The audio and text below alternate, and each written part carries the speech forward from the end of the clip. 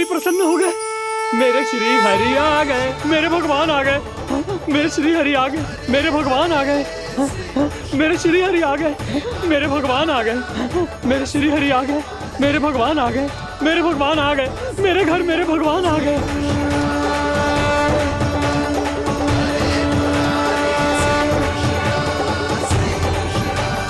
मेरे घर आ गए, मेरे श्री हरि आ गए। हाँ, मेरे श्री हरि आ गए। ये तो बावले थे ही, अब बालकन को भी साथ में मिला लिए।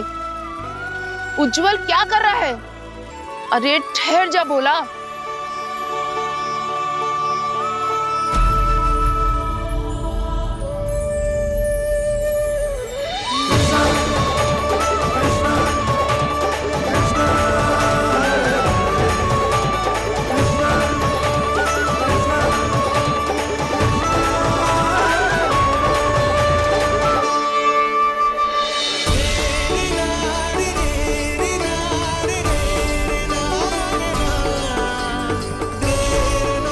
प्रेम से बुलाओ, आएंगे हरि भी।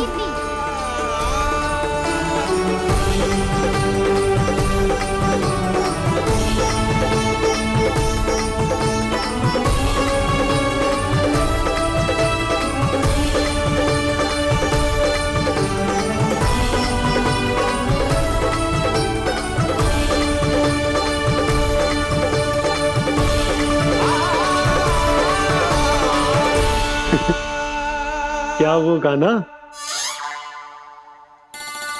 किसकी धुन में झूम रहा तू? निर्मल निशा भक्ति की धुन में।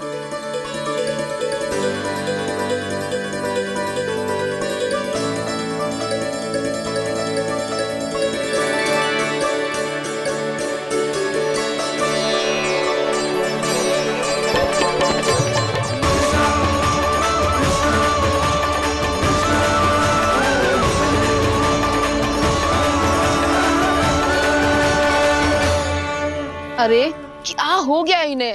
बावले हो गए हैं क्या? ठहरो, कोई आवश्यकता ना है ऐसे बावलों की तरह नाचने की।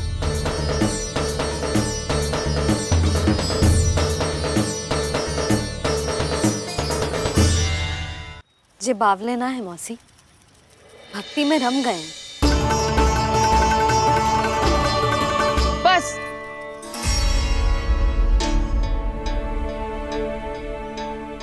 हम सब कब से खड़े हैं यहाँ, पर तुम्हें कुछ ध्यान ही ना है।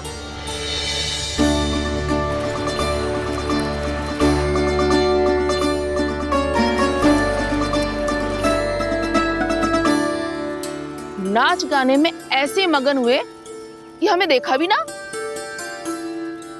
मुझे नाचते हुए देख मेरे श्री हरि को इतना आनंद आ रहा था कि मैं अपने आप को रोक नहीं सका। और वैसे भी मेरे जन्म का एकमात्र उद्देश्य है श्री हरि की सेवा करना, श्री हरि को प्रसन्न करना। तुम बावले हो भोलाराम, या हमें बावला बना रहे हो? श्री हरि और तुम्हें देख रहे हैं? हाँ, अभी वो यहीं थे, देख रहे थे। भोला काका, आपने भी ना अति कर दी। अब हमें भी बताओ तनी, कहाँ थे श्री हरि?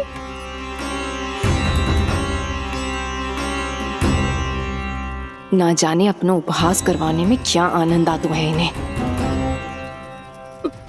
देखो, अब तुम सच मानो या झूठ, लेकिन हमरे श्री हरि यहीं थे, इसी चाक पर अभी। हाँ, लो सुन लो इस मूर्ख की बात।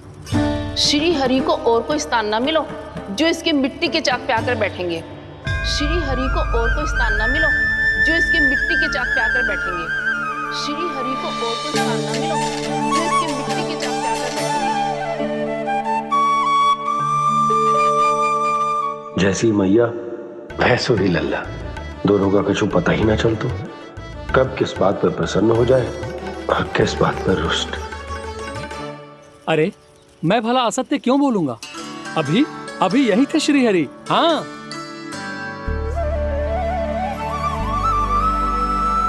हाँ, जैसे श्री हरि को तो कोई कार्य है ही ना। वो तो आतुर होके बैठे रहते हैं कब तुम हरि हरि बुलाओ और वो दौड़े चले आए। भगवान तो भक्तों के पास आने के लिए सदैव आतुर रहते हैं, बल्कि सत्य तो यह है कि भक्तों के मन में ही निवास करते हैं भगवान।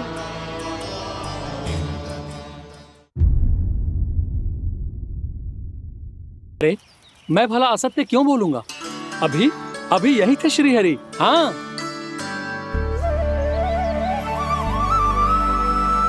हाँ, जैसे श्री हरि को तो कोई कार्य है ही ना, वो तो आतुर होके बैठे रहते हैं कब तुम हरि हरि बुलाओ और वो दौड़े चले आए।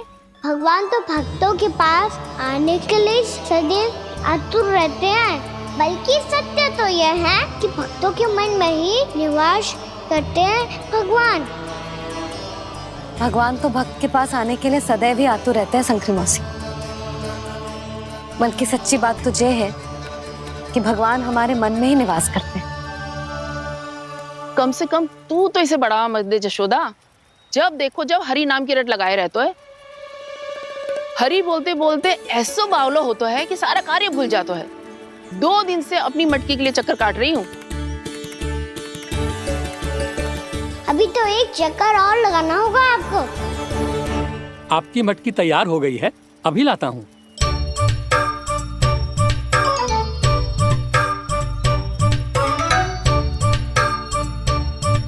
लो जी मटकी।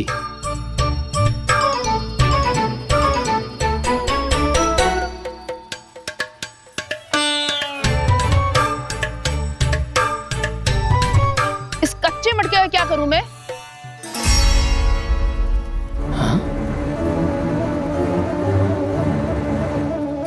पर इसे तो मैंने भट्टी में पकाया था। अब तू ही देख ले कितना ध्यान रहता है इस कार्य पे। और कह तो है कि श्री हरि आते हैं इससे मिलने। हाँ आते हैं और आगे भी आएंगे हमारे श्री हरि हमसे मिलने। और आके मोक्ष देंगे, है ना? मांगूंगा तो मोक्ष भी दे देंगे, मांगूंगा तो मोक्ष भी दे देंगे, मांगूंगा तो मोक्ष भी दे देंगे। अभी तो ये बता कि तू मुझे मेरी मटकी कब देगो? और मेरी मांग कब पूरी करोगे भोला राम जी? मेरो घड़ा मेरे दिए तो तैयार है ना, कल एकादशी की पूजा और व्रत के लिए। एकादशी का व्रत? हाँ, एकादशी का व्रत।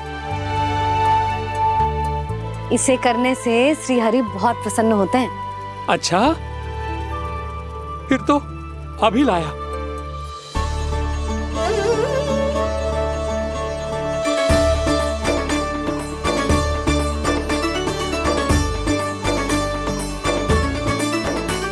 लो जी आपके दिए।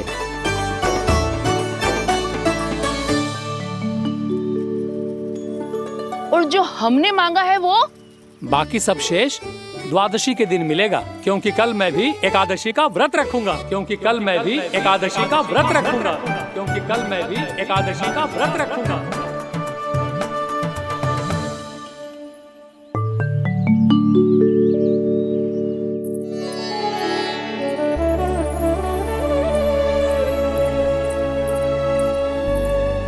जानकी, फूलों का प्रबंध हुआ कि ना? हाँ भाभी, जे रे। सदैव विलंब कराती है। पर भाभी इस बार तो फूल समय से ही लाई थी। क्या हुआ जशोदा? अभी तो पूजा की तैयारी ना हुई? देखो ना मौसी, ये जानकी ना कुछ छूट ही जाता है इसके कारण। एकादशी की पूजा और व्रत आते ही जसोदा भाभी इतनी वग्र हो जाती है। ऐसो क्या होगा इस पूजा में?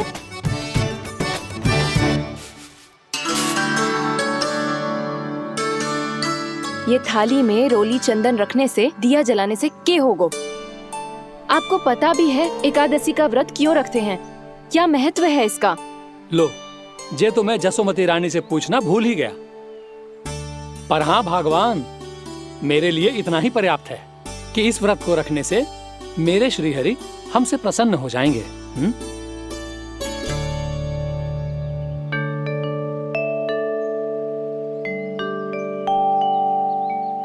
नारायण ही जाने ऐसे कैसे पूजा करते हैं जे श्री हरि की एक मूर्ति तक ना है इनके पास।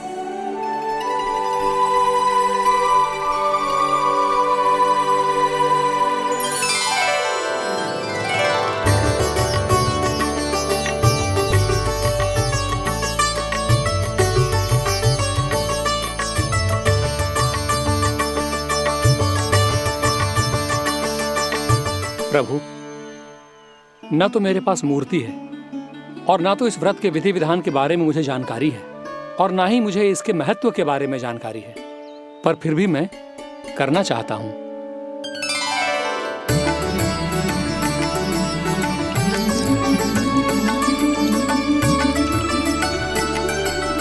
इसीलिए मैं दृढ़ संकल्प लेता हूं, पूरी निष्ठा के साथ, श्रद्धा के साथ और पूरी आस्था के साथ मैं इस व्रत को संपन्न करूंगा।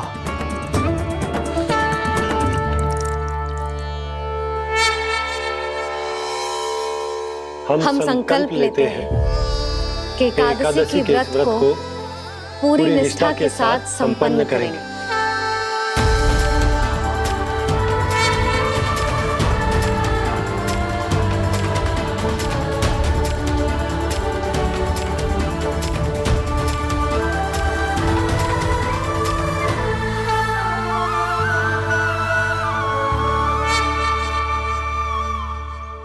तुलसी जी के पत्ते तो हैं ही ना। श्री नारायण को तुलसी जी के पत्ते के बिना भोग ना चढ़तो है। जानकी, तुलसी के पत्ते कहाँ हैं? भाभी, मैं तो कब से यही पूछना चाह रही थी कि तुलसी के पत्ते लाऊं क्या, पर आप तो व्यस्त थी ना। तुझे कितनी बार समझाओ है ना, यदि तेरे कछु करने से किसी और की कोई हानि ना हो रही हो या किसी के अच्छे कार्य में सहायता हो रही हो तो मुझसे आज्ञा लेने की आवश्यकता ना है। समझ गई भाभी, आगे से जाना उनको। ले अभी लेकर आती हूँ।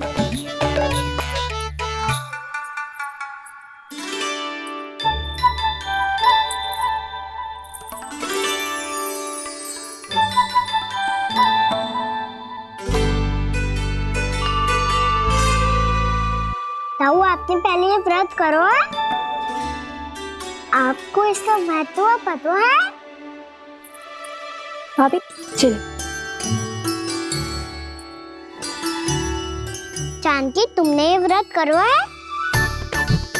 फिर तुमको इसका महत्व पता है? सुमति जी, आपको पता है इसका महत्व? कान्हा, क्यों तंग कर रहे हो सबको? मैया, सबने करो ये व्रत, मुझे भी करना है।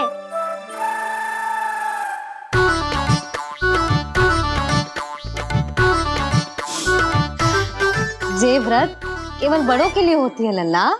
जब आप ये व्रत कर सकती हो, बाबा कर सकते हैं,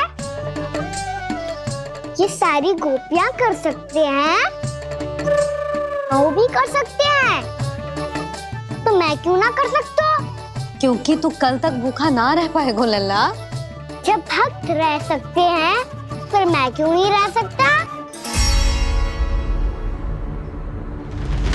मेरा अर्थ है कि नारायण के भक्त मैया, मैया मान जाओ ना, मुझे करने दो ना ये व्रत। अपनी लल्ला पे आप विश्वास ना है आपको? विश्वास है। अच्छा ठीक है, तू भी कर ले।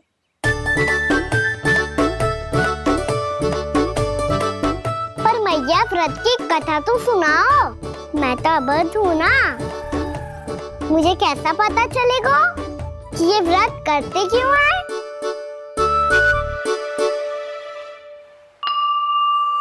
प्रभु, मुझ अबोध को कैसे पता चलेगा कि इस व्रत का क्या विधि विधान होता है और क्यों रखा जाता है और इसका महत्व क्या होता है? मुझे तो आप ही बता सकते हैं प्रभु। जब व्रत कर रहे हैं तब उसका महत्व भी पता होना चाहिए ना। बताओ ना मैया, क्यों रखते एकादशी का व्रत? इसके लिए तो तुझे एकादशी की कथा सुननी होगी। सुनेगो ना?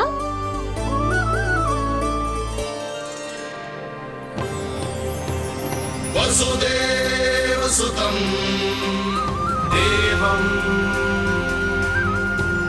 कंसचाणूरमर्दनम् श्रीहरि, यशोदा परमानंदं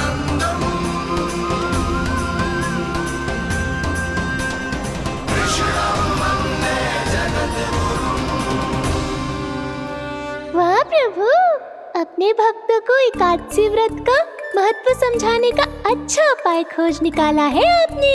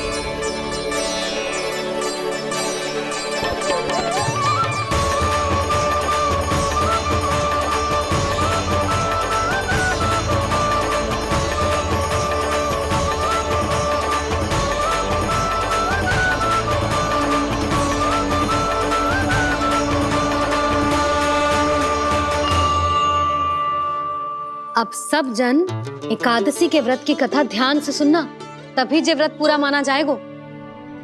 समझो लल्ला।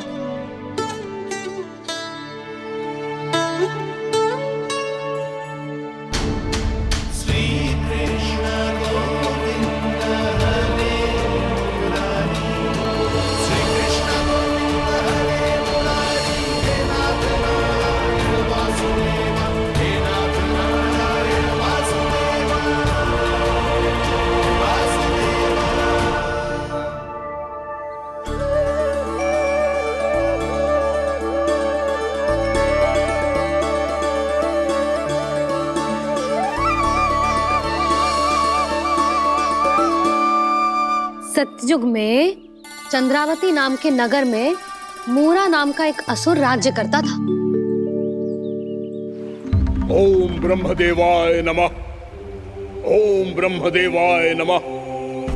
ओम ब्रह्मदेवाय नमः। ओम ब्रह्मदेवाय नमः।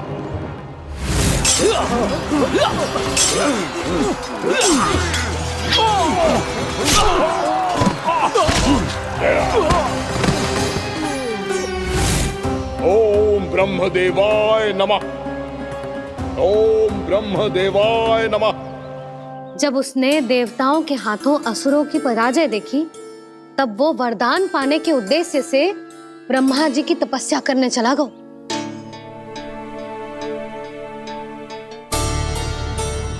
शीघ्र ही मूरा की तपस्या सफल हो गई और ब्रह्मदेव जी उससे प्रसन्न हो गए। ओम ब्रह्मदेवाय नमः। ओम ब्रह्मदेवाय नमः। ओम ब्रह्मदेवाय नमः। ओम ब्रह्मदेवाय नमः।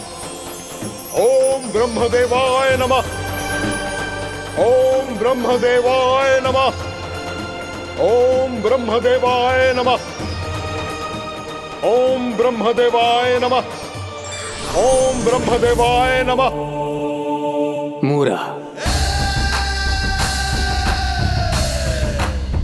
प्रणाम ब्रह्मदेव। तुम्हारी तपस्या सफल हुई।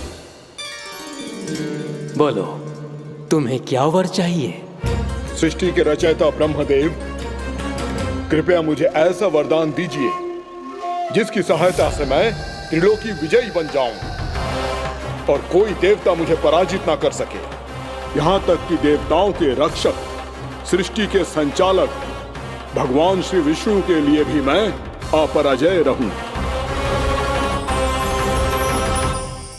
तथास्तु, तथास्तु, तथास्तु।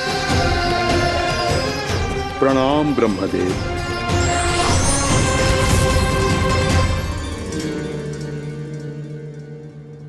ऐसा वरदान पाकर मूरा बहुत अभिमानी होगा।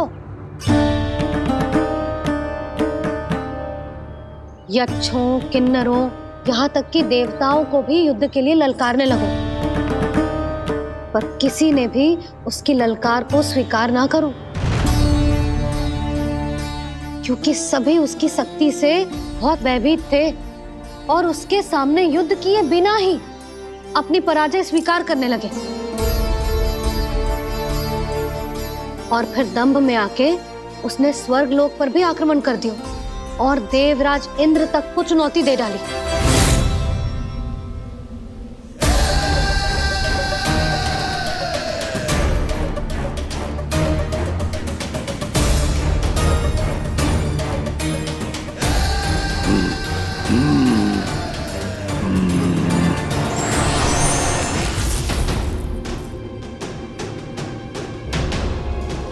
मैं प्रतीक्षा कर रहा हूं देवराज, क्या उत्तर है तुम्हारा? मुझसे युद्ध करोगे या फिर बिना लड़े ही पराजय स्वीकार कर मेरे अधीन हो जाओगे और सौंप दोगे मुझे अपना ये स्वर्गलोक? सारी शक्ति तुम्हारे मुख में है या कुछ बाहुबल भी है तुम्हारे पास? मैं तुम्हारी चुनौती स्वीकार करता हूं मूरा, मैं तुम्हारी चुनौती स्वीकार करता हूं मूरा।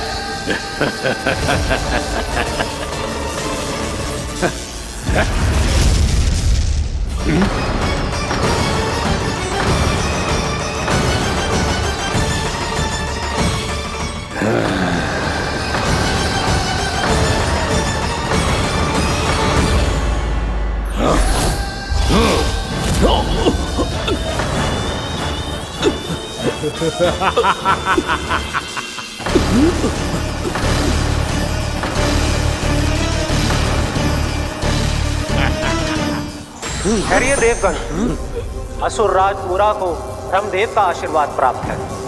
आप में से कोई भी इन्हें पराजित नहीं कर पाएगा।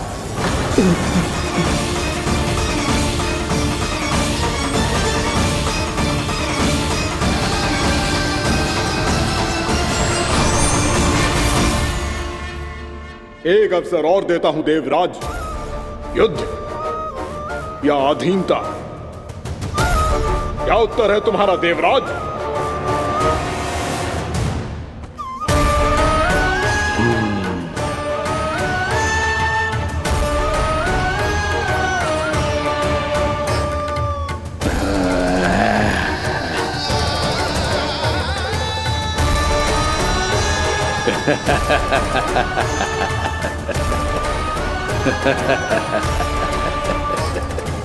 इंद्र और सभी देवताओं ने मूरा के आतंक में आके उससे भयभीत होके अपना सिंहासन छोड़ दियो। अब मूरा स्वर्ग का अधिपति बन गयो और शीघ्र ही उसने अन्य सभी असुरों को स्वर्ग में निवास करने के लिए आमंत्रित कर दियो। और इस प्रकार से वो धीरे धीरे तीनों लोकों का सम्राट बन गयो। उसे किसी ने रोका नहीं मैया। ना लल्ला, इतना साहस किसी में था ही ना। और फिर ये निश्चित करने के लिए कि भविष्य में किसी और असुर की मृत्यु ना हो, वो यमराज पे भी विजय प्राप्त करने के लिए यमलोक की ओर प्रस्थान कर दियो। वो तो अपने आप को और सभी असुरों को अमर बनाना चाहता था, पर देवता और यमराज भी उसकी ये योजना समझ गए थे। इसीलिए उसके आने से पहले ही सारे देवताओं ने श्री नारायण से सहायता के लिए गुहार लगाई।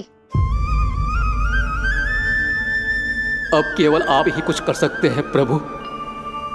अभी तो मूरा केवल त्रिलोक का स्वामी है, और यदि उसने यमलोक भी जीत लिया तो वो जीवन को ही नियंत्रित नहीं करेगा प्रभु, वो मृत्यु का भी स्वामी हो जाएगा। ऐसे में पहले सृष्टि का संतुलन तो नष्ट होगा प्रभु, और फिर स्वयं सृष्टि ही नष्ट हो जाएगी। ऐसा नहीं होगा यमदेव, नियति ऐसा होने ही नहीं देगी। विधि रचेगी खेल और मैं बनूंगा माध्यम। असुर राज मुरा का सामना मैं करूंगा। बस आप मुझे चुनौती देने के लिए उसे तैयार कर लीजिए, चाहे उसके लिए आपको साम दाम दंड भेद कोई भी उपाय क्यों ना अपनाना पड़े।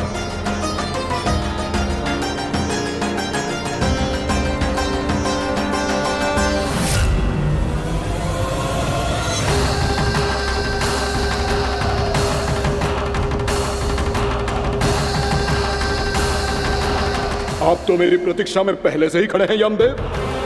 तब तो आपने मेरी चुनौती के बारे में भी सुना ही होगा। कहिए, क्या उत्तर है आपका? मेरा स्वागत करके अपना राज्य त्यागेंगे या मेरा सामना करके अपने प्राण? असुर राज मुरा का सामना मैं करूंगा। बस आप मुझे चुनौती देने के लिए उसे तैयार कर लीजिए, चाहे उसके लिए आपको साम दाम दंड भेद कोई भी उपाय क्यों ना अपनाना पड़े।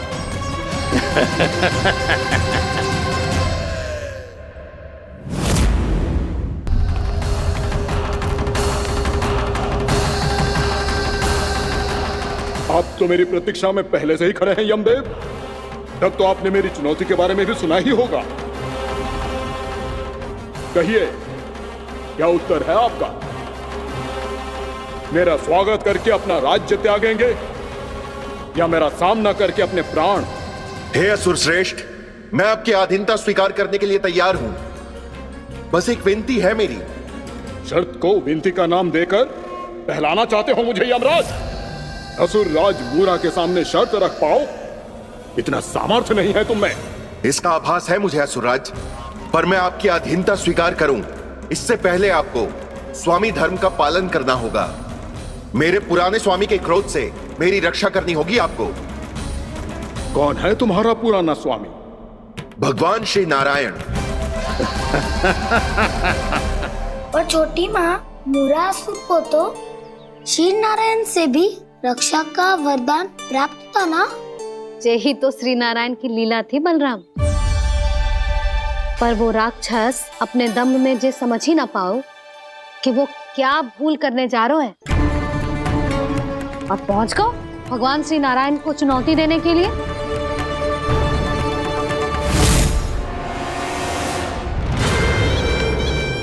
वही ठहर जाओ असुर राज मुरा।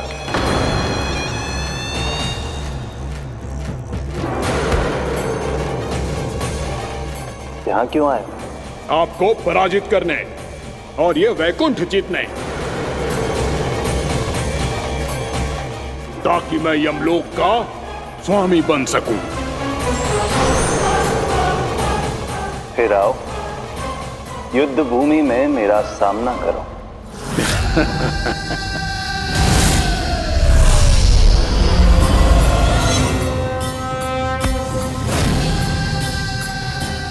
ये नहीं जानते कि इनसे ना हारने का वरदान तो मैं पहले ही प्राप्त कर चुका हूं। इसलिए युद्ध ठीक से आरंभ हो पाए उससे पहले ही इन्हें जीत लूंगा मैं।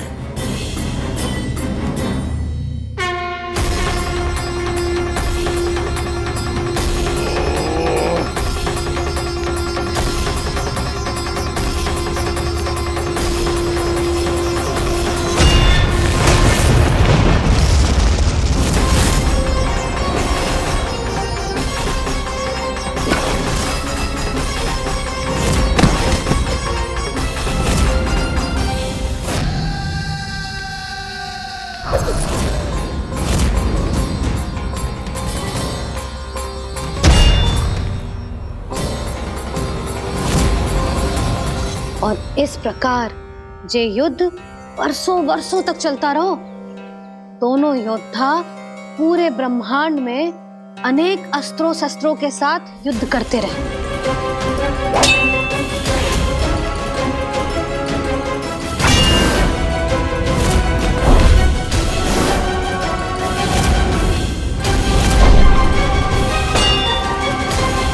फिर क्या हुआ मैया?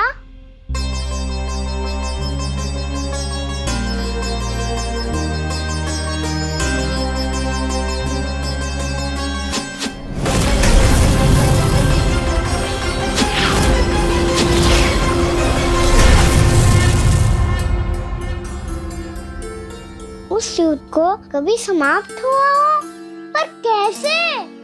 शीघ्र ही वो राक्षस थक गौ लल्ला।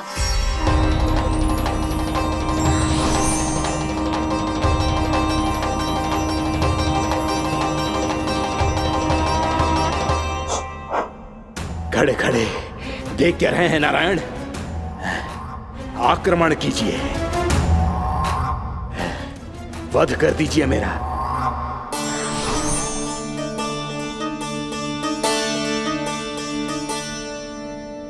मैं तुम्हारी वीरता से प्रभावित हूं, इसीलिए इतनी थकान की स्थिति में मैं तुम जैसे वीर पर आक्रमण नहीं करूंगा। जाओ, विश्राम करो। यदि फिर से युद्ध करने की इच्छा हो तो तुम्हारा स्वागत होगा।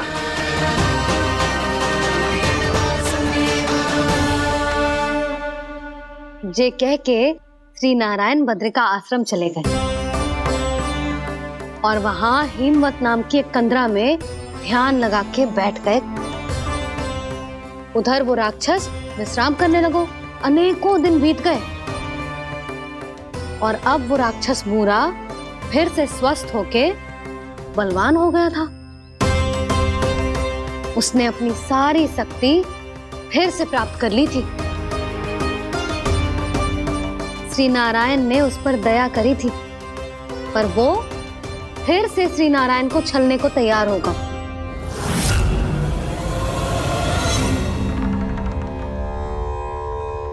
ध्यान में बैठे बैठे श्री नारायण योग निद्रा में चले गए, पर दुष्ट मूरा इसी अवसर का लाभ उठा के उनकी कंदरा में घुस आयो ताकि वो सोते हुए श्री नारायण पे आक्रमण कर सके।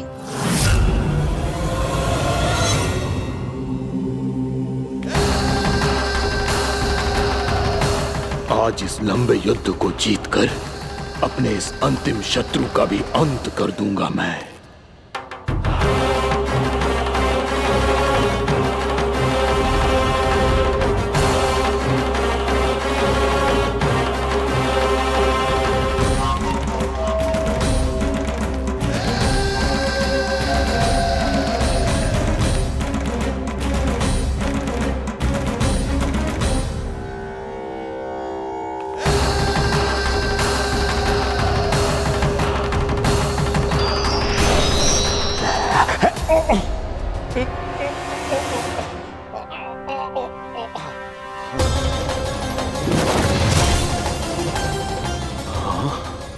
दुष्ट राक्षस,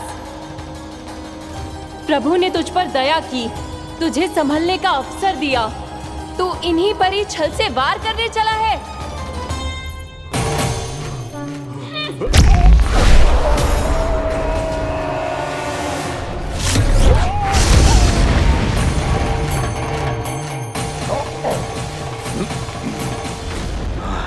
मैं अजय हूँ, मुझे कोई पराजित नहीं कर सकता। ब्रह्मा का वरदान है मुझे। तूने नारायण से अपराजय होने का वरदान मांगा था मूर्ख, उनकी शक्ति से नहीं। ध्यान से देख, मैं तेरी मृत्यु हूँ, मृत्यु।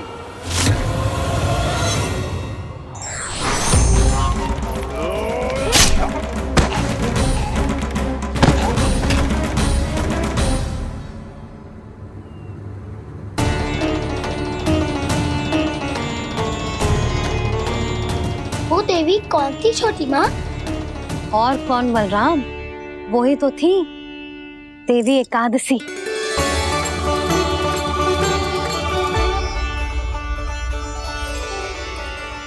मुझे क्षमा कीजिए प्रभु, आपकी आज्ञा के बिना ही युद्ध करके आपके शत्रु को मृत्यु के घाट उतार दिया। क्षमा नहीं, आपकी तो प्रशंसा होनी चाहिए देवी।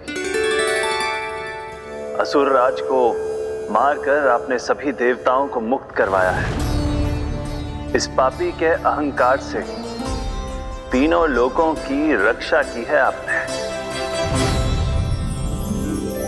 आप एकादशी की तिथि पर मेरी एकादश इंद्रियों से उत्पन्न हुई हैं।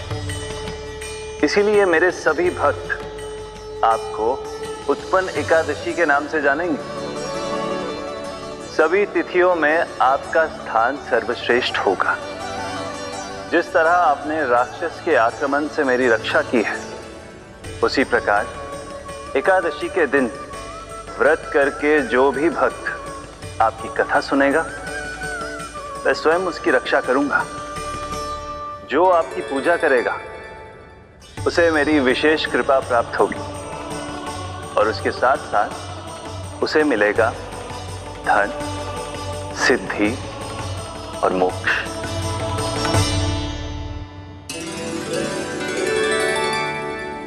इसीलिए आज के दिन व्रत रखने का बहुत अधिक महत्व होता है।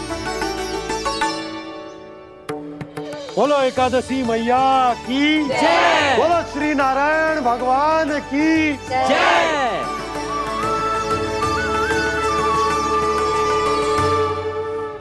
प्रभु की कृपा से एकादशी का महत्व भी पता चल गो और मेरा व्रत भी सफल होगा। अभी नहीं भूला रहा, एकादशी का व्रत पूरी तरह तभी सफल होता है जब द्वादशी के दिन उसे पूरा किया जाता है।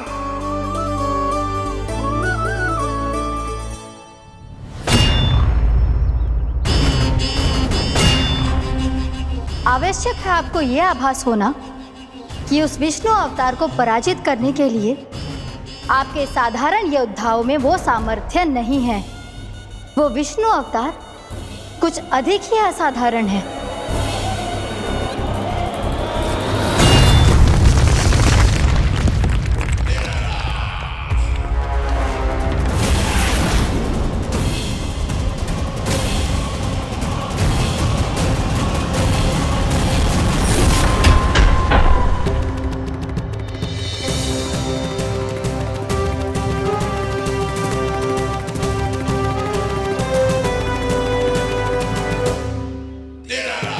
अब मैं दिखाऊंगा उस विष्णु अवतार को असाधारण शत्रु क्या होता है।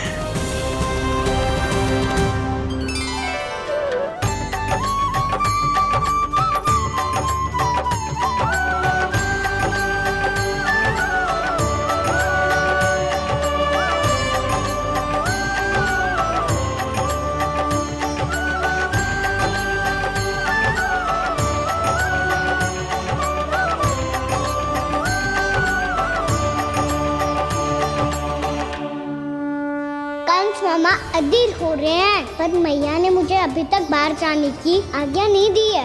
अभी उन्हें किसी और राक्षस को यहाँ भेजने से रोकने के लिए मुझे कुछ करना होगा।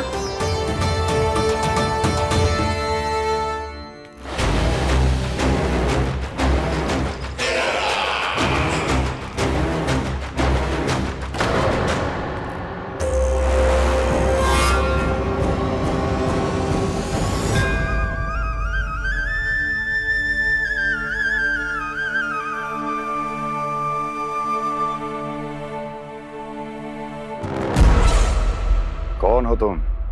बचपन से ही मुझे मारने का सपना देख रहे हैं, फिर मुझे ही नहीं पहचानते।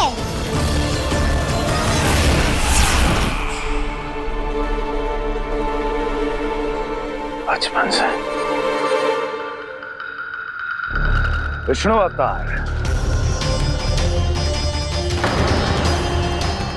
कोई गाना बुलाता है तो कोई मुरलीधर पुकारता है,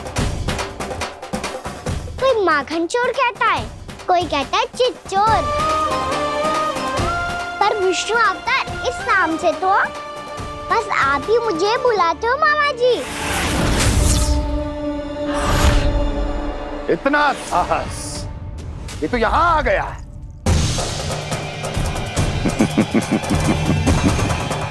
यहाँ आ तो गया तू विष्णु अवतार, किंतु यहाँ से जीवित नहीं जाएगा।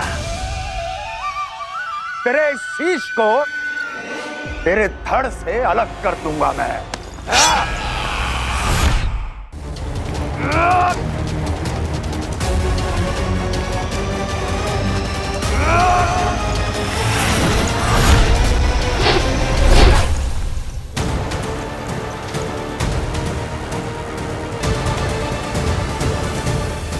कहाँ देख रहे हो मामा जी? मैं तैयार हूँ।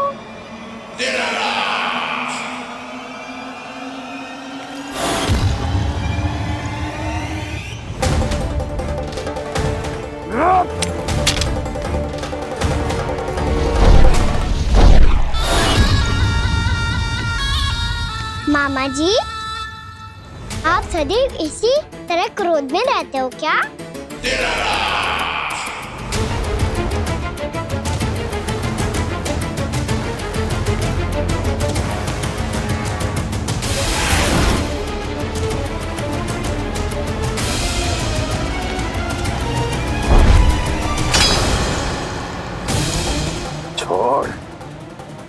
मेरी तलवार को। छोड़ो तो तब जब पकड़ा हूँ।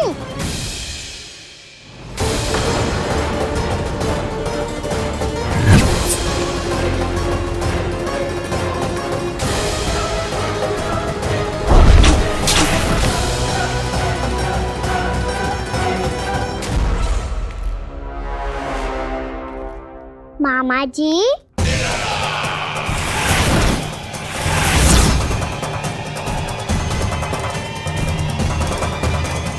आप थक गए होंगे, थोड़ा विश्राम कर लो। आपका तो पता नहीं, मैं अवश्य थक गया हूँ।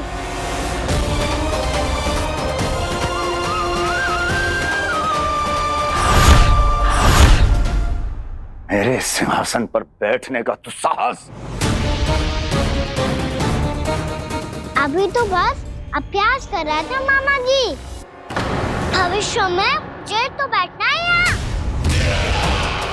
आपने बल प्रयोग करके से अपने पिताजी से छीना था। मैं आज से छीन लूंगा। जो छल और बल से लिया जाए वो अधिक समय तक टिकता नहीं है मामा जी।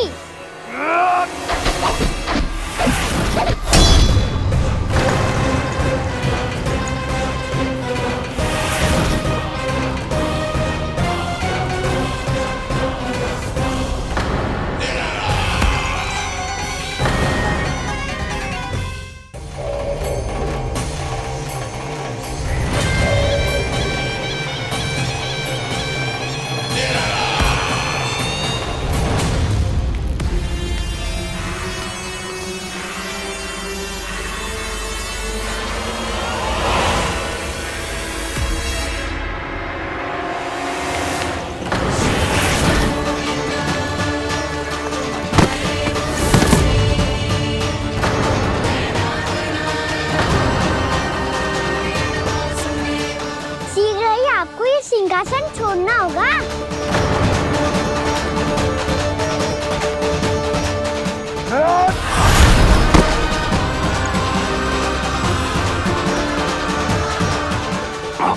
वो मेरा सिंहासन छीनना चाहता। वो आ रहा है, वो आ रहा है। सैनिकों,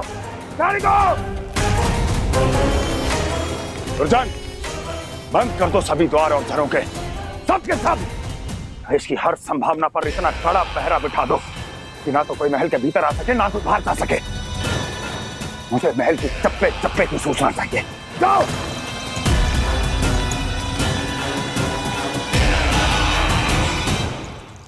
सिंहासन।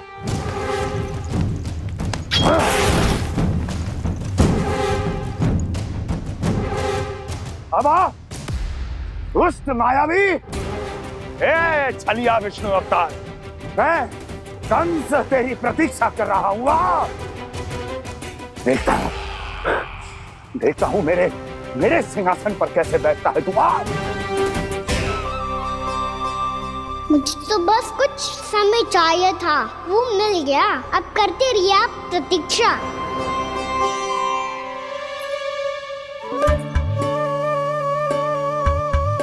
जी अपने आप से बातें क्यों कर रहे हो जी?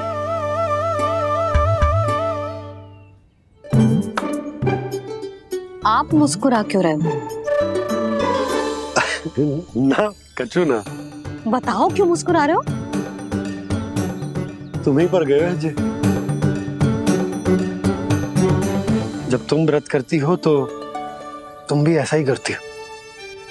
इसी प्रकार भूख अधिक लगने पर अपना ध्यान भटकाने के लिए स्वयं से ही बड़बड़ाती रहती। होगा। आपको तो बस मेरा उपहास उड़ाने के लिए बहाना चाहिए।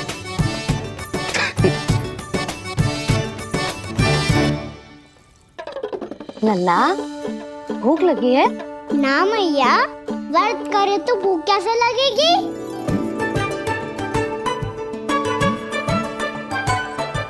यदि लगी हो तो छोटे बालकों को थोड़ी बहुत भूल चूक क्षमा होती है। कछु ना तो फल तो तू खा ही सकते है। अब तो पूरे नियम और विधि विधान से व्रत तोड़ूंगा। कल द्वादशी के सुबह मुहूर्त के अनुसार। ठीक।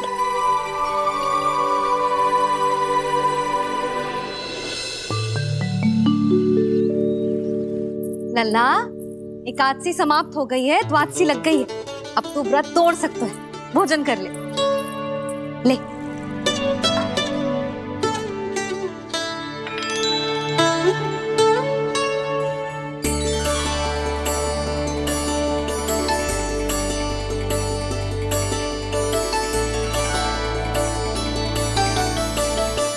आज तो कार्य कर लीजिएगा। मैं ना चाहती कि सब गांव वाले फिर से आपका उपहास उड़ाएं। अरे इसी क्षण कार्य आरंभ करना आवश्यक ना है, कुछ खा तो लो। कल भी पूरे दिन व्रत में रहे, अब तो कुछ खा लो। ना ना, अभी बिल्कुल भूख ना है। और हाँ भगवान, तुम्हें चिंता करने की आवश्यकता नहीं है। आज मैं किसी को भी 2 शब्द कहने का अवसर नहीं दूंगा। अरे कुछ खाओगे पियोगे नहीं तो कैसे रहोगे?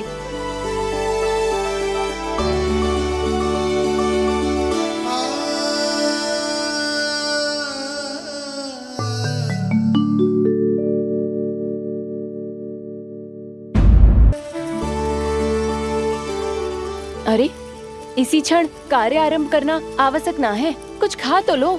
ना ना, अभी बिल्कुल भूख ना है। और हाँ भगवान, तुम्हें चिंता करने की आवश्यकता नहीं है।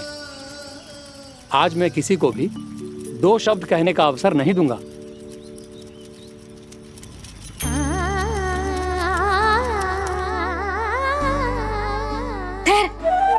मैं तेरे लिए मट्ठा लेके आती हूँ। व्रत के बाद पीने से पेट ठंडा रहता है। रुक।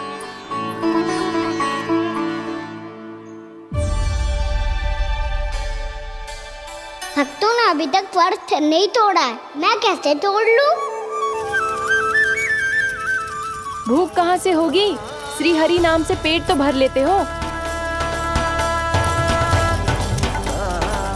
श्री हरि श्री हरि श्री हरि।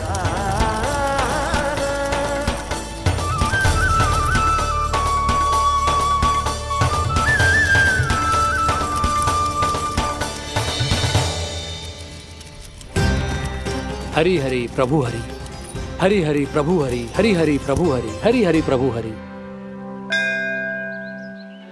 कल से अन्न का एक दाना ना गो है पेट में। अब क्या व्रत तुड़वाने भी आपके प्रभु ही आएंगे? अब क्या व्रत तुड़वाने भी आपके प्रभु ही आएंगे? मैया,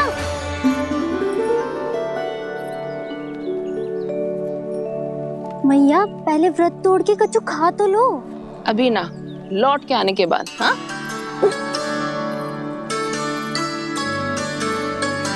बलराम, ठहरो पुत्र, पहले कुछ खा लो। व्रत तोड़ना आवश्यक होता है। मैया ने एकादशी का महत्व बताया। लगता है मुझे सबको द्वादशी पर व्रत तोड़ने समाप्त करने का महत्व बताना होगा। हरि हरि हरि हरि हरि, मेरे हरि।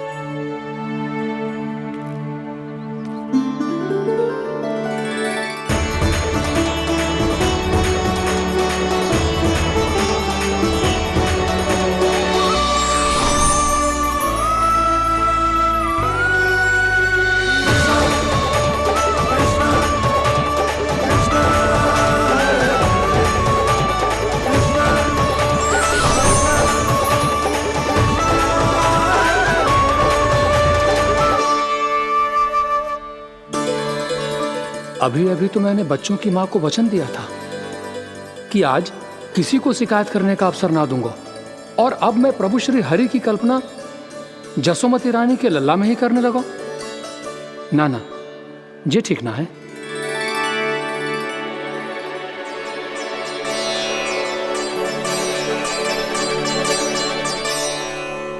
ठीक ही तो है, बिल्कुल सही पहचाना है आपने।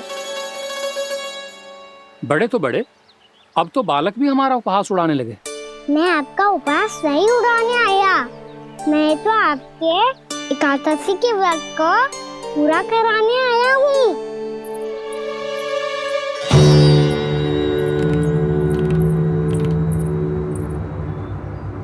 कान्हा,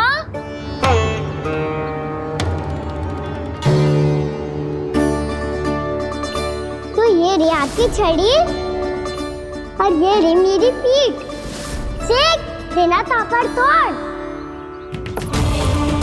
आज तो इसकी पीठ सेक के रहूंगी मैं। मैया घर पे भूखी मुझे ढूंढ रही होगी। लो आज द्वादशी के दिन पहले प्रहर में भोजन करके अपना एकादशी का व्रत पूरा करो आप। धन्यवाद राजकुमार, पर अभी हमें भूख नहीं है। बहुत सारा काम पड़ा है और अभी थोड़ी ही देर में शंकरी बहन भी अपनी मटकी लेने आती होंगी।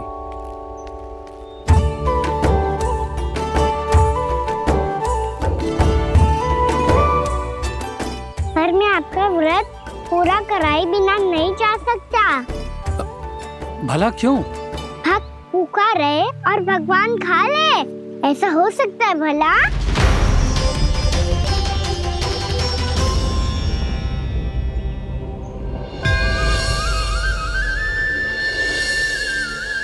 ये कैसा भ्रम हो रहा है मुझे लगता है अपना काम करना चाहिए। द्वादशी के पहले प्रहर में व्रत पूरा करना बहुत आवश्यक होता है, ना तो एकादशी का व्रत भी पूरा ना मानो जातो। इतनी सारी ज्ञान की बातें तुम्हें कैसे पता है लल्ला?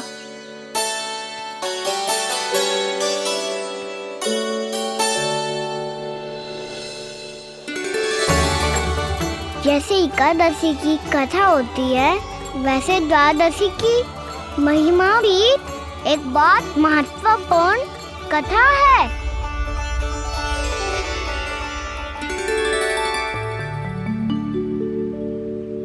कैसी कथा? बिल्कुल सही समय पे आई हो आप, क्योंकि आपको ये कथा आपको अवश्य सुननी चाहिए।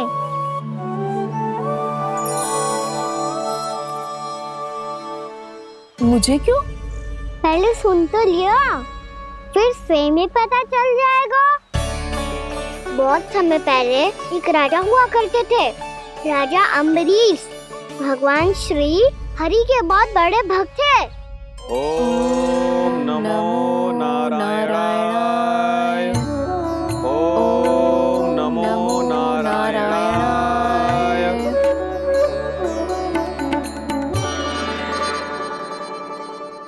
नेक पुण्य के काम करते थे वो।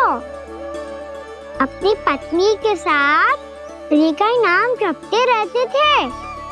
उन्होंने 12 माह एकादशी का व्रत करो निर्जल पास किया, और जब उनकी 12वीं एकादशी का व्रत द्वादशी के दिन तोड़ने का समय हुआ, तभी महर्षि दुर्वासा अपनी 100 शिष्यों के साथ उनके महल में पधारे।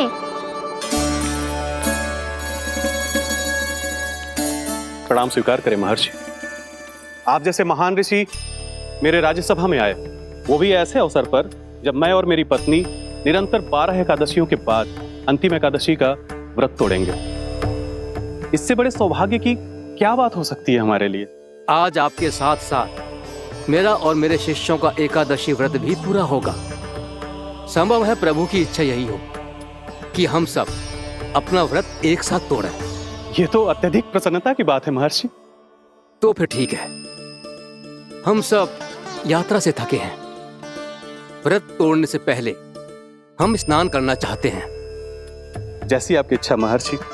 जब तक आप लोग लौटेंगे तब तक आपके सारे प्रबंध यहाँ हो चुके होंगे।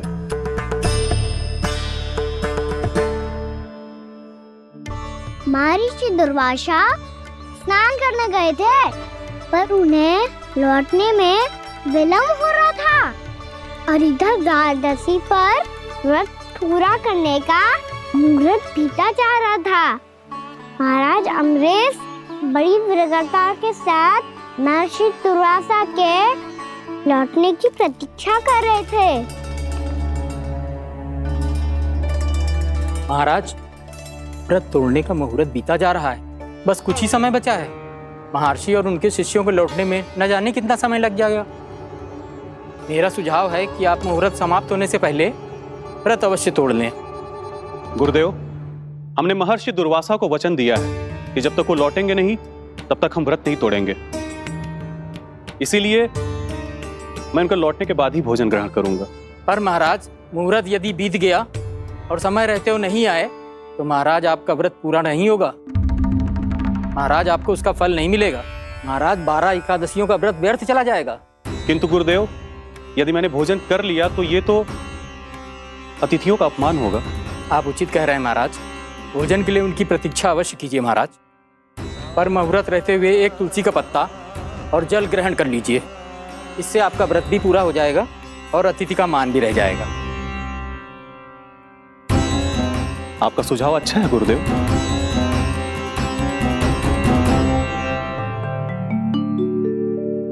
जैसे ही महाराज ने तुलसी का पत्ता खाया, वैसे ही महर्षि दुर्वासा लौट आए। महाराज,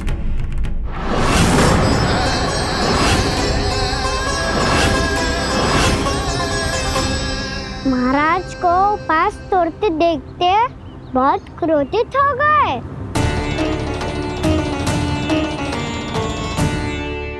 बहुत बड़े भक्त हैं आप, परंतु आप ये नहीं जानते अपने अतिथियों के साथ कैसा व्यवहार करना चाहिए।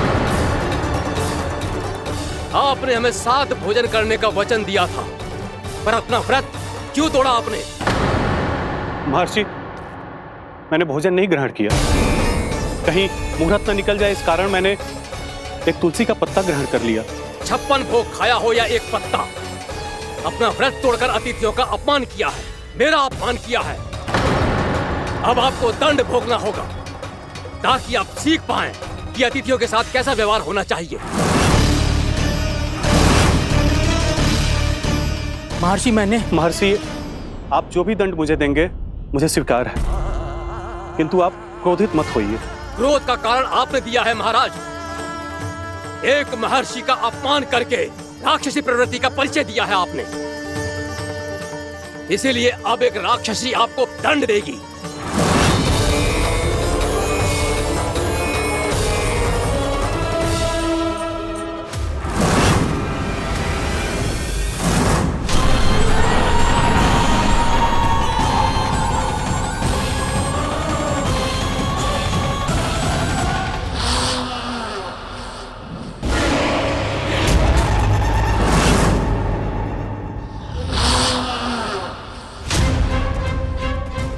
हे प्रभु, यदि मैंने सच में महर्षि का अपमान करने की भूल की हो तो मैं उसका परिणाम भोगने के लिए प्रस्तुत हूं। ओम नमो नारायणाय, ओम नमो नारायणाय नमः।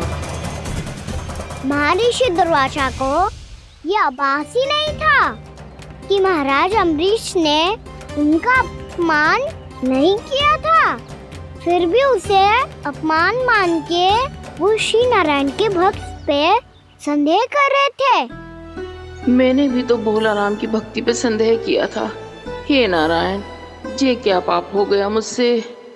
संदेह किसी अपमान से कम ना हो तो, और भगवान सब सह सकते हैं, पर उनके प्रिय भक्तों का अपमान सहन ना कर सकते।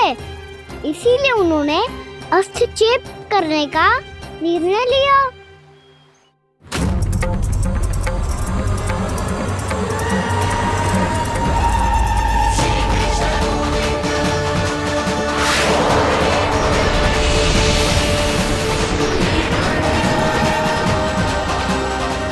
ओम नमो नारायणाय।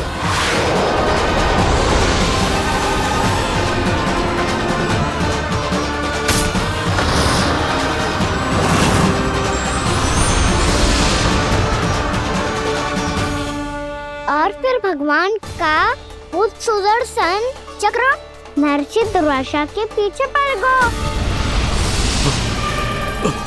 ये चक्र तो मेरी ओर बढ़ रहा है। ओम नमो नारायणाय। ये कैसे संभव हो सकता है? कोई रोको इसे, कोई रोको इसे।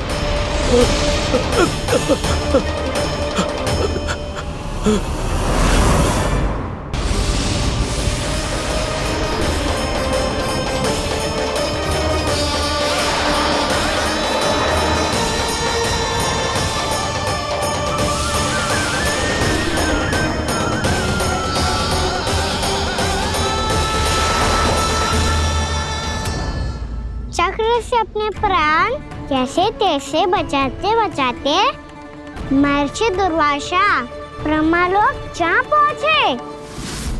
ब्रह्मदेव रक्षा कीजिए, ब्रह्मदेव सहायता कीजिए, मुझे बचाइए ब्रह्मदेव, रक्षा कीजिए। ये सुदर्शन चक्र मेरे प्राणों के पीछे पड़ गया है, मुझे बचाइए ब्रह्मदेव, मुझे बचाइए। महर्षि, मैं चाहकर भी आपकी सहायता नहीं कर सकता। ऐसी स्थिति में यदि कोई कुछ कर सकते हैं तो वो है सुदर्शन चक्र के स्वामी विष्णु, क्योंकि सृष्टि में केवल वही है जो इसे नियंत्रित कर सकते हैं। वो ही इसे वापस लौटने का आदेश देकर आपके प्राणों पर छाए हुए संकट को दूर कर सकते हैं। किंतु हां, मैं सुदर्शन चक्र से इतना अवश्य कहूंगा कि जब तक आप विष्णु लोक में पहुंच नहीं जाते, वो आपको किसी भी प्रकार की हानि ना पहुंचाए। आपका बहुत बहुत धन्यवाद, आपकी सदा ही जय हो।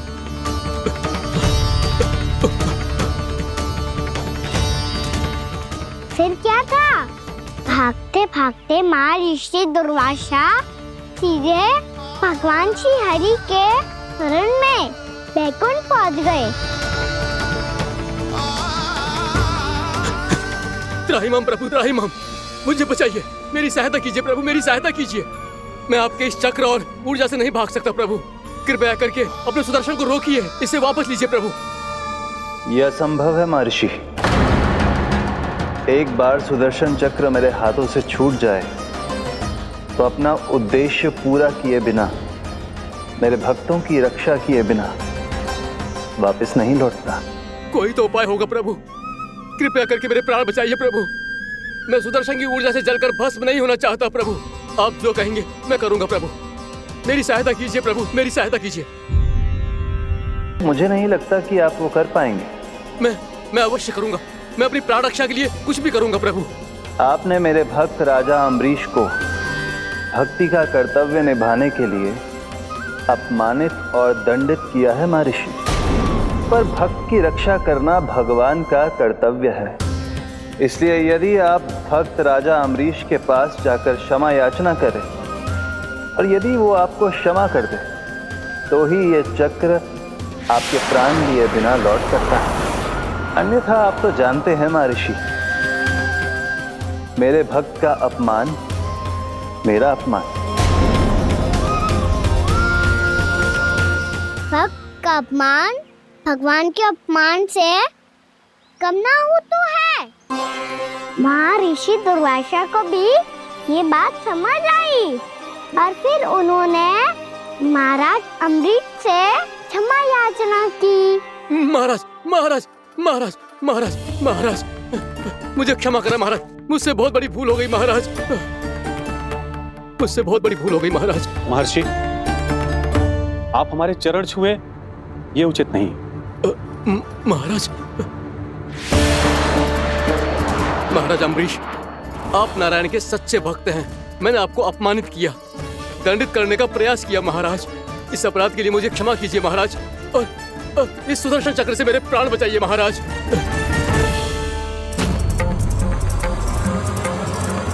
हे महान सुदर्शन, यदि महर्षि के लिए मेरे हृदय में अभी भी वही सम्मान और प्रेम हो जो इनके प्रथम आगमन पे था, तो कृपया आप अपने धाम वापस लौट जाइए।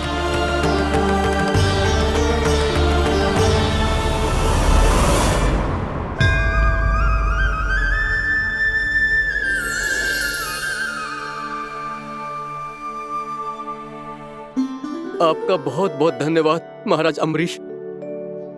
मैं आपको आशीर्वाद देता हूं कि आप देवराज इंद्र के समान शक्तिशाली हों। आपकी कीर्ति का पताका दसों दिशाओं में फहराए। मेरी बस एक ही इच्छा है महर्षि, कि मैं आपके साथ अपना उपवास तोड़ सकूं। अवश्य महाराज, हम सब भोजन आपके साथ करेंगे और अपने आप को नारायण की सेवा में अर्पित करके व्रत को पूरा करेंगे, क्योंकि आज जो यहाँ हुआ है उससे सिद्ध हो चुका है कि एकादशी व्रत का फल द्वादशी की सुबह भोजन करने से ही प्राप्त होता है। इस कथा से हमें पता चलता है कि सभी को द्वादशी के सुबह भर पेट भोजन करके एकादशी का व्रत पूरा करना चाहिए। और दूसरी बात, भगवान की सच्ची भक्ति अपमान कभी ना करना चाहिए। उनके साथ सदैव प्रेम से व्यवहार करना चाहिए। यही भगवान को सबसे अधिक प्रिय है। भैया भोला राम, मैंने भी श्री हरि पे तुम्हारे विश्वास का उपहास उड़ाया था, मुझे क्षमा कर दो। ना ना, आप क्षमा मांगकर मुझे लज्जित मत करो, आप तो मेरी बहन जैसी हैं। जब महर्षि दुर्वासा जैसे महान ऋषि को भी प्रभु के भक्त से क्षमा मांगनी पड़ी, तो मैं तो बहुत ही तुच्छ हूँ। मुझे आपकी किसी भी बात का बुरा ना लगा। पर पता है प्रभु को कौन सी बात कब भूला रखता है? कौन सी बात? जब उनका भक्त भूखा रहे, समय पे अपना व्रत पूरा ना करे। और जैसा कि आप सभी ने अभी कथा से सीखो है, एकादशी के व्रत को द्वादशी की सुबह अवश्य पूरा करना चाहिए। अब आप जाओ, अपना व्रत पूरा करो।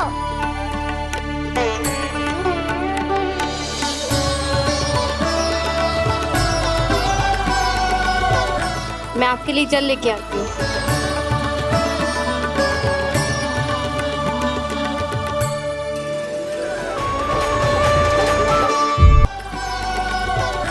मैं आपके लिए जल लेके आती हूँ।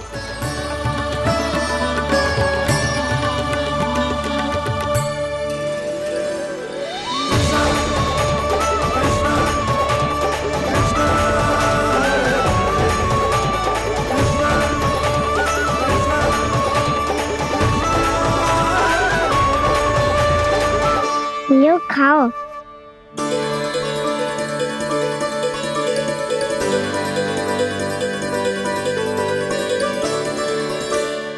कान्हा,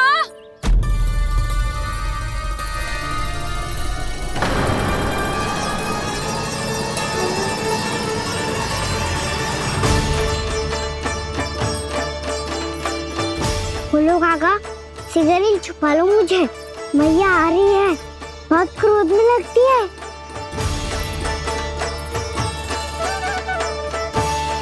आज तो बहुत दंड मिलेगा। अभी क्षण भर पहले तो ये साक्षात भगवान के रूप में बात कर रहे थे, और अब अचानक ही ऐसे बालक बन गए जो मैया से दंड मिलने के भय से व्याकुल हैं। बोला काका, किस सोच में पड़ गए? सिगरेट छुपा लो मुझे।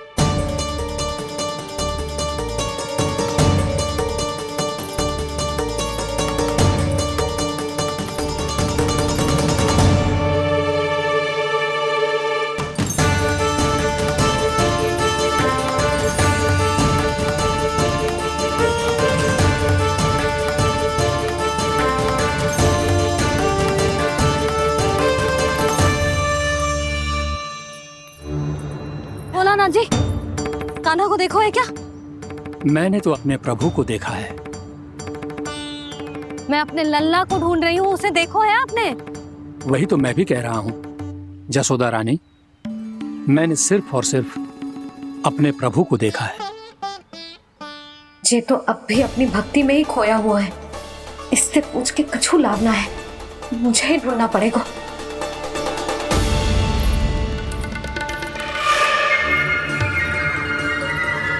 बच गए। शंकरी मौसी, कान्हा को देखो है क्या कहीं?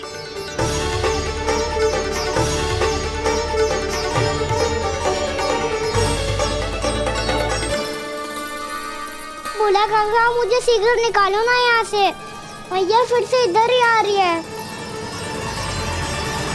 सब कहते थे श्री हरि मेरे घर ना आ सकते, देखो आज प्रभु आ गए, उन्होंने अपने हाथ से मेरा व्रत पूरा कराया। हाँ, आते हैं और आगे भी आएंगे हमारे श्री हरि हमसे मिलने, और आके मोक्ष देंगे, है ना?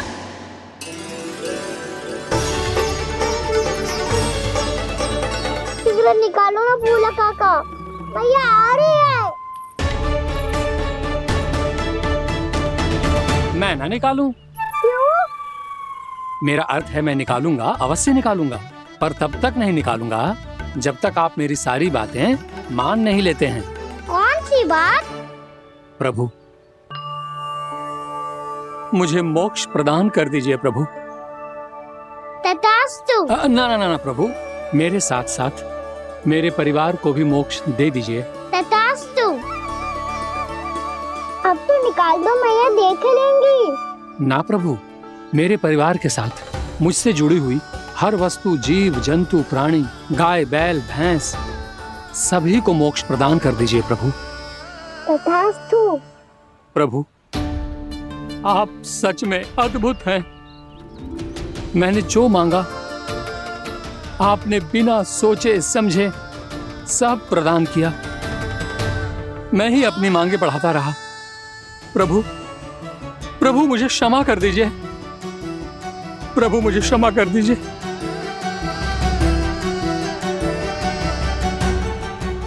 आइए प्रभु।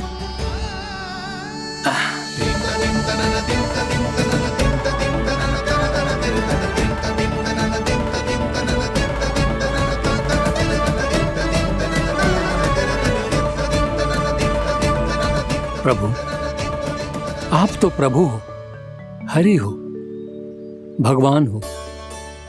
आप चाहते तो इस मटके से स्वयं निकलकर बाहर आ सकते थे, फिर मेरी आपने हर इच्छा क्यों पूरी की? क्योंकि मेरे भक्त की इच्छा पूरी करने में मुझे भी प्रसन्नता मिलती है। ना तो मैं अपने भक्तों का अपमान सह सकता हूँ और ना ही उनकी इच्छा अधूरी रहने दे सकता हूँ।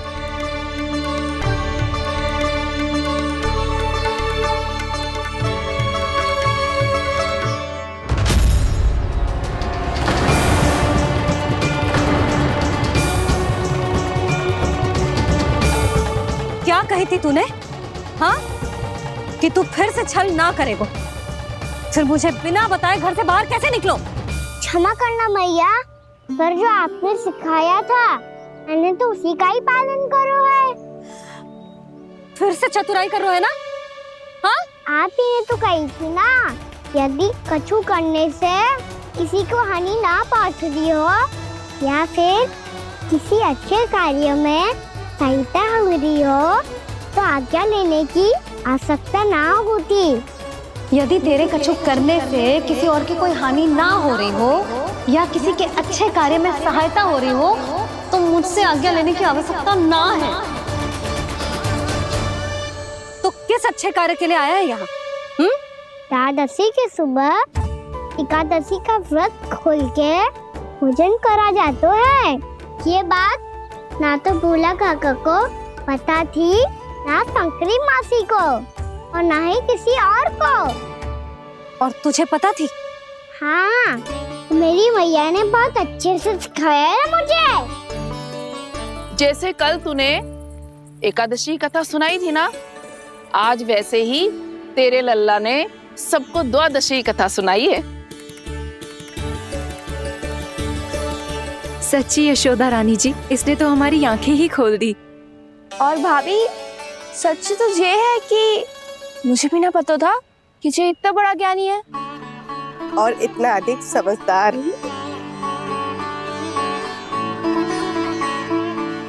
द्वादशी की कथा? वो तो मैंने इसे कभी सुना ही ना है। फिर इसे कैसे पता थी? रानी जी, जो स्वयं भगवान हैं, भला उन्हें कैसे कुछ नहीं पता होगा। मैंने तो इन्हें पहचान लिया, और हाँ, आप सब लोग भी इन्हें अपने अंतर्मन की आंखों से देखिए, हो सकता है इन्हें पहचान पाएं। ये कोई और नहीं है, श्री नारायण है, मेरे श्री हरि, मेरे प्रभु। जय श्री हरि।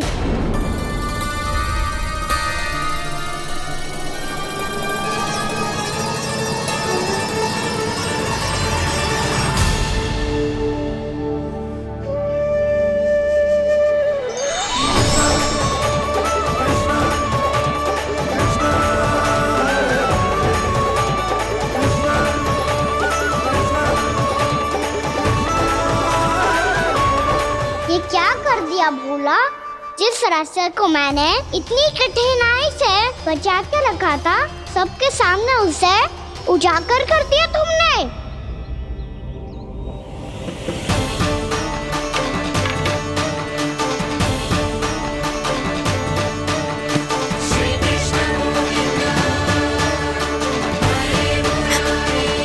नारायण,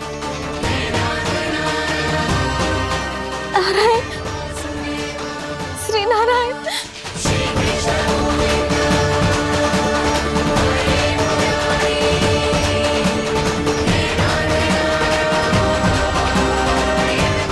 श्री नारायण।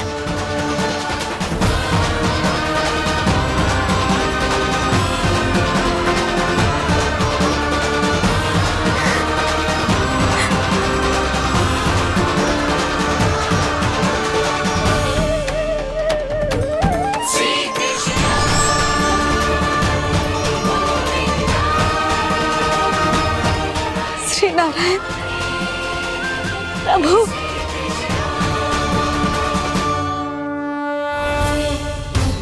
जिस रास्ते को इतने जत्न से संभाल के रखा था, आज वो सबके सामने खुल गया। और तो और मेरा भेद मैया को भी पता चल गया। बाबा सब कहते रहे,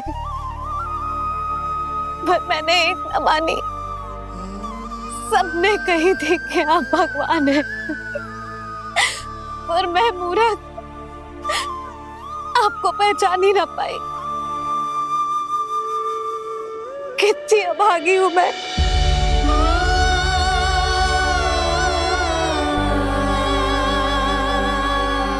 जिस मुंह से मुझे आपकी महिमा गानी चाहिए थी, उसी मुंह से मैंने आपको डांटा है।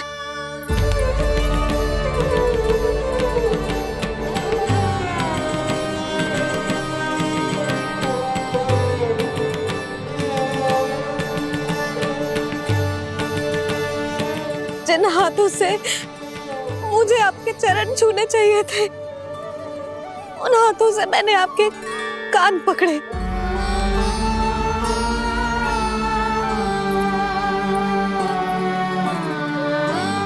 मुझे तो आपकी सेवा करनी चाहिए थी प्रभु, और मैंने आपको दंड दियो, आपको घर से बांध दियो।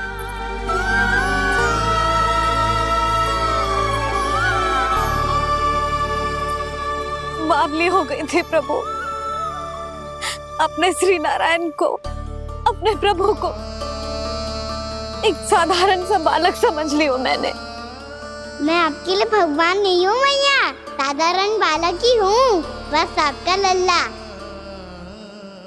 बुद्धि भ्रष्ट हो गई थी, भूल पर भूल करती चली गई। आज भी आपके पीछे पीछे छड़ी लेकर दौड़ी चली आई।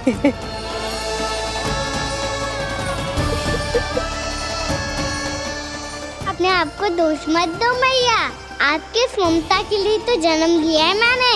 हमारा से मन बदलने मत दो, मेरे लिए वही पुरानी भैया बनी रहो आप, और मुझे रहने दो आपका वही नटखट लल्ला। मुझे क्षमा कर दो प्रभु, मुझे क्षमा कर दो।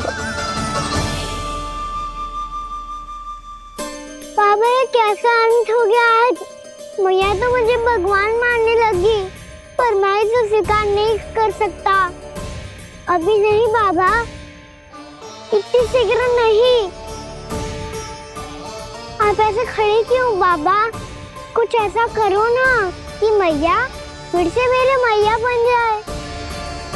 उनकी दृष्टि में भक्ति नहीं, ममता चाहिए मुझे। कान्हा, मेरे सामर्थ्य में हो तो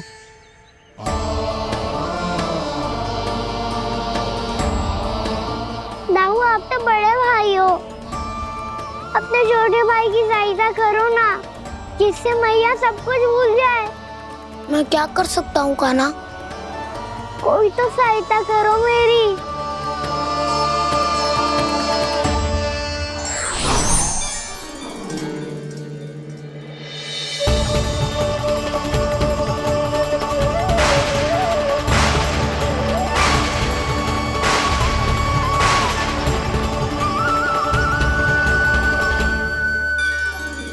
अपने आप को संभालिए प्रभु।